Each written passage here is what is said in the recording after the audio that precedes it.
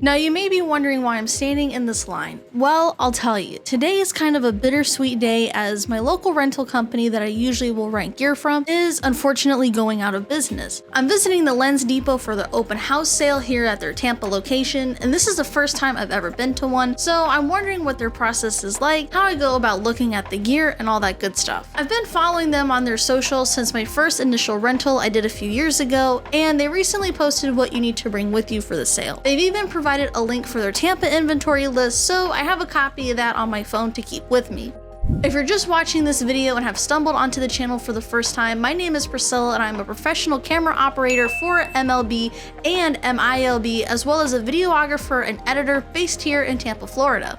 The inventory list essentially is a roadmap for the sale. Not only does it have everything from their past open house, but gear here in Tampa is included too. What I like about their list is it's very well organized and each is alphabetically listed by brand name. So if I know I want something by DJI, I could search for it or scroll to the section where the D's begin. Same goes for if I wanted something by Rode, Pelican, Canon, and so on. And after doing a once over of the list, I finally decided on what items I want to take a look at. A good pro tip is to know what is compatible with your camera. This goes for lenses, accessories like filters or dummy batteries, even any camera rigging accessories too. It's also a good idea to bring your camera with you if you plan on buying any lenses. That way you can fully test out the lens you plan on buying. Speaking of buying, a couple of things caught my eye on the list, like the Atmos Shogun monitor kit, the DJI Mini 3 drone, the Rokinon cinema lenses for Canon, and Pelican or any hard cases that they had. They really had something for everyone, of course, if you knew what to look for. While I already had a general idea on what to get based on my own needs, their inventory really helped narrow things down in terms of what they had and at what price, since I was going in with a budget and I didn't want to spend over it. If I could help it, of course, as it was a bit tempting to go over. I immediately assumed that it would be something like a yard sale where you could browse all the gear and get hands-on with it, but I was wrong. Instead, one of the team members assisted you in the office and you would let them know what you were interested in and they would bring it out to you to take a look at. So add to cart? After making some carefully hard decisions, I finally narrowed down what I wanted to get, and that was two things: a hard case for some of my equipment and a Rokinon cinema lens, as I've been eyeing those ever since I shot my Martinez Athletic Center video using them. They're some of my favorite lenses to use, and when I saw them listed, I knew I had to grab one if I could. One thing to keep in mind is that they are a manual lens, but I don't mind this since a manual lens is one of my favorite to work with, as I love the analog feel about them. Same goes with a hard case for camera gear. They're a great investment in protecting your gear, especially if you need to travel with it. While Pelican is usually the standard when it comes to hard cases, any will do, as the purpose for all hard cases is to protect what's inside. After spending some time at the open house, I settled on a Rokinon 24mm lens and a large Seahorse brand hard case. Overall, I think these were a good investment since I wanted to add a professional cinema lens to my kit, and with the hard case, I plan on changing out the padding to something custom, as I plan on putting my gimbal in that case. So let's talk about why buying used gear is the hidden treasure that it can be, how it can be beneficial long term, and some tips and what to know beforehand before you start making your first used gear purchase. The first talking point is a little bit obvious, and that's saving money. Depending on where you're buying from, the prices of used gear can be somewhat significantly lower. In my case with the Lens Depot, they priced all their gear that they thought was fair, but you had to buy everything as is without a warranty, and I want you to keep that last bit in mind as we're going to talk about that later. Camera equipment is expensive regardless of skill level, and with some things hardly ever going on sale, it can be difficult to start your creative career on a budget. But I'm a firm believer that anyone can create professional work with what they already have. When it comes to buying used gear, it allows you to save money that you can put towards other purchases that can help your career in the long run. And depending on who you're buying from, you might come across some bundle type deals where you might get some accessories with your purchase. So just how much money are you actually saving? Well, I can't give you a definite number, as it will depend on what you buy and how much it costs, both used and new. It's also important to shop around and compare prices so that you get the best deal. But to give you an idea on just how much you could be saving, I'll use what I bought as an example. First off is the Rokinon lens. Currently, you can buy it new from B&H Photo for around $566.03. This is including tax, but I do get free shipping, which is nice. If I were to buy it directly from Rokinon's site, it's gonna cost me around to $479 even. I also get free shipping, and Rokinon already has given this lens a $50 discount. I also get free shipping as well, but if I need the lens sooner, I can always pay extra. Of course, if you have the option for free shipping, always use it if you can. Here in the state of Florida, sales tax is usually around 6% according to the Florida Department of Revenue. And with buying the Rokinon lens used through the Lens Depot, I did have to pay sales tax. In total, the lens came around to $213.92, which if we subtract it from B&H's pricing and Rokinon's pricing, we're saving around $352.11 between $265.08. Let's move on to the hard case. When I was at the sale, the large case I got wasn't listed in the inventory, so they offered me $50 for the large case, which I didn't think was too bad for the case of that price. The case itself is a Seahorse model 720, and while it was difficult to find it online, I did find a case that looks similar to it on their direct website, so I'll be using that model of case for the price comparison. This case was originally $113.98, but Seahorse has discounted it to $88.57. With Seahorse, I don't have the option for free shipping, so I'm gonna have to pay the cheapest shipping price of $22.67, making the cost of the total case to $111.24 without sales tax. Doing our math again, the cost of just the case with the sales tax at the Lens Depot is $64.92. Subtracting that from the total of the new case from Seahorse, we get a total savings of $46.32. From just buying my lens and case used at the Lens Depot, my total cost including sales tax is $267.67. My total cost without tax buying new for both those two items is $376.32. Which, if I subtract the total cost of new items from the total cost of my purchase, that will give me my savings. I did not include tax for the total of the used items to keep things even, which I saved $127.32 from buying those two items used. With tax from the used gear and a Florida tax of $22.58, it would have been $131.23. You can see just by doing our math here and comparing prices that you do save quite a bit buying used gear compared to if you were to buy it all new. I encourage you to try to compare used and new prices in your country or area just to see kind of what best deals there are out there and see how much you're saving. But also don't be afraid to check out eBay, Facebook Marketplace, Craigslist, or any reselling sites because you might find some good deals there. And if you choose any of those sites, don't be afraid to ask questions and find out all you can about the gear that they are selling before you buy it. At the time of this video, I also recently paid a visit to my local HOTBINS to see if there was any gear there. Which, for those who don't know, HOTBINS is an Amazon overstock store, but they also get overstock from other big brand companies as well. What's cool about is you'll never know what you may find, especially in the Amazon return boxes, especially if they're unmarked too. There's also a set price days, with Wednesday's items being priced at $2. So let's say you happen to find a $300 DJI drone, you can take that home with you for $2, no questions asked. While I was there, I did find some camera equipment like the DJI gimbal accessories like the focus puller, and that was at a good price too, but I also found some camera lenses for both Nikon and Canon that was at a decent price as well. So check out to see if there's HOTBINS in your state or area, and also don't be afraid to go check there too for camera gear because you never know what you might find as well. So earlier I mentioned that the Lens Depot sale that I went to was selling their gear without a warranty. This is important because if you were to buy something and something happens to it, they're not going to provide any coverage, or you're not even going to have a warranty to ensure that your gear gets repaired or you get something new. The reason why I say this is so important, especially to check the gear before you buy it, is you want to make sure that there's nothing wrong with it. So here I have the lens that I bought to kind of go over and show you just kind of what I look for when I am buying a new, I'm going to say, well, new, but a used piece of equipment. Because that there's no warranty with the gear, you want to make sure that everything is thoroughly inspected. So what I do is I kind of do like a once over of the lens. I look to see, like, especially on this lens hood here, if there's any cracks or things like that. If there's scuffs, it's okay, especially if they're just light and minor, because that's just general wear and tear. But if anything's really cracked or just, just kind of broken, I would pass on it. Now coming down to the lens itself, I want to make sure that the body and everything is okay. What I'm first going to do is, if you notice kind of here, that this is a manual cinema lens. So normally you would have, a focus puller to pull, focus. You'd have also maybe another, puller to do aperture, things like that. It really depends on the film set that you're working on. So normally what I make sure to do is I make sure that these gears here, they turn really well, like the feel of the lens is pretty good. And then as I'm checking the gears, I'll check to see on the lens itself if the aperture opens really well.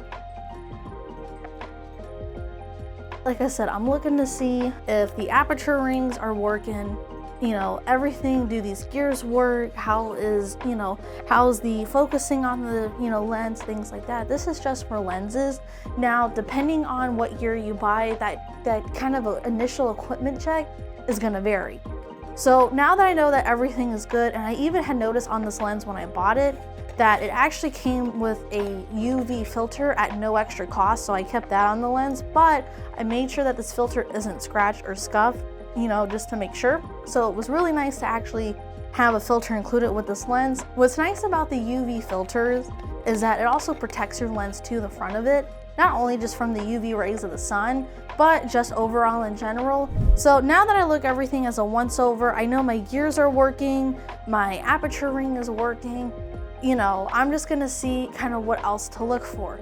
Now, a lot of times, depending on the conditions that a lens is stored in, you can get lens fungus.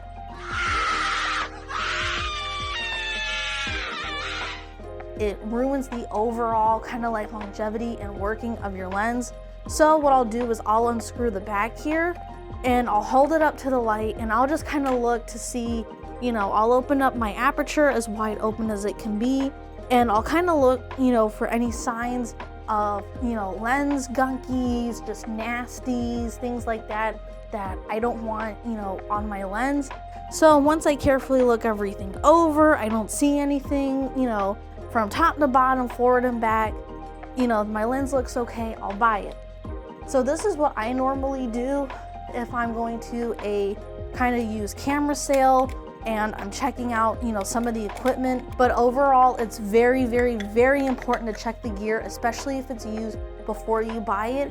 That way you're making sure that you're getting quality equipment at a good price and it works. When you break it down, buying used gear is more than just a cost-saving strategy. It's a way to maximize your resources. The money you save can go towards other tools like lighting accessories or even training that will help you elevate your work over time. So when it comes to buying used gear, the savings speak for themselves, but it's not just about keeping more money in your pocket, it's about what those savings can do for your creative journey. Whether it's reinvesting it in other essential equipment, upgrading your skills through workshops, or simply having the financial flexibility to take creative risks, buying used gear is a smart and practical way to stretch your budget and achieve your goals.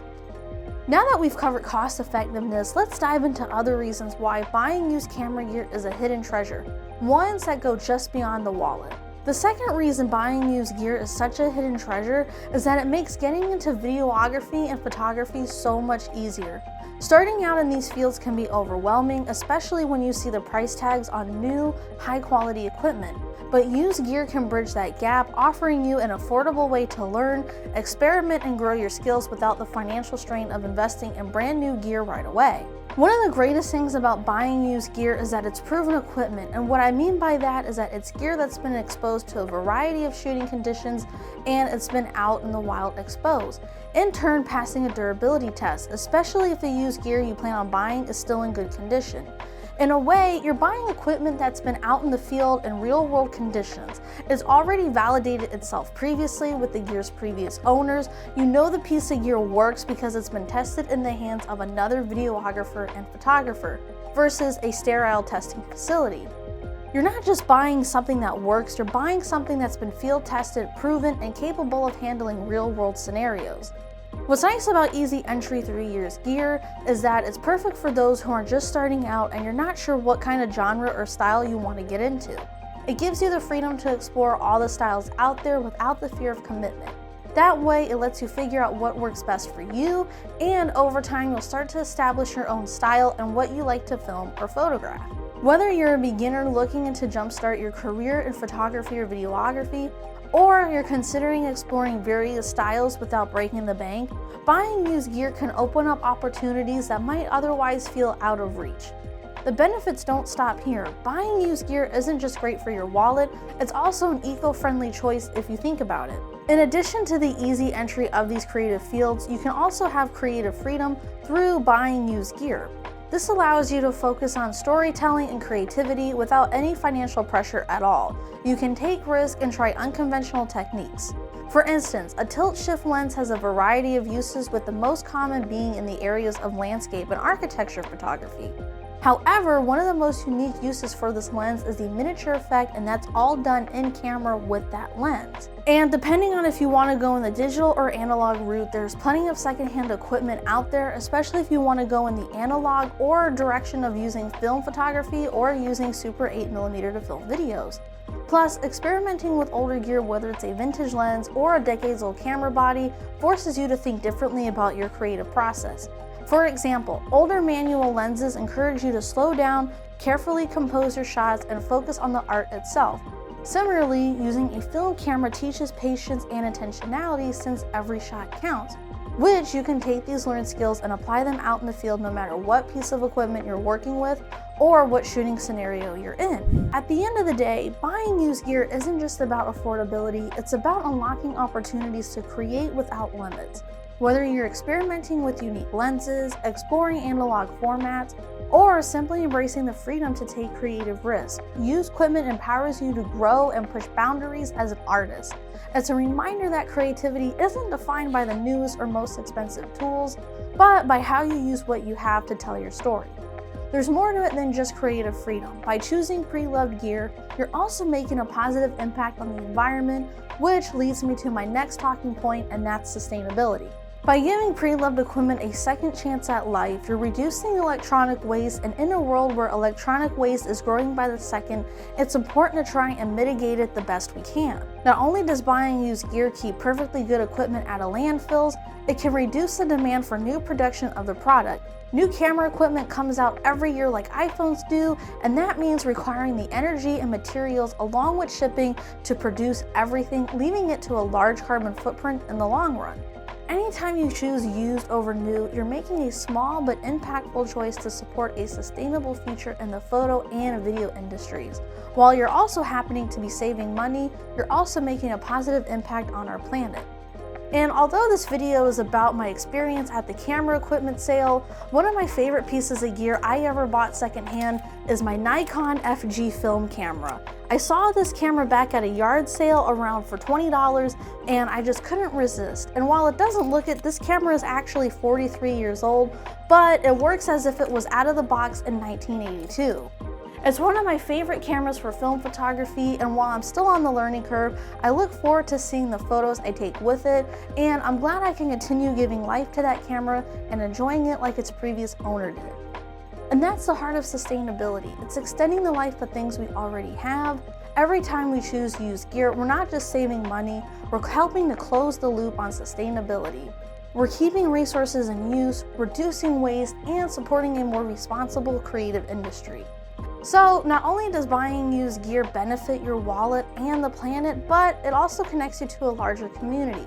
Whether it's a local camera sale, an online marketplace, or even a yard sale, every interaction is an opportunity to meet like-minded creatives, share stories, and learn from one another. Which this brings me to my final point of why you should buy used gear, and that's networking opportunities. We often associate networking with LinkedIn or professional conferences, but networking can happen in the unlikely list of places.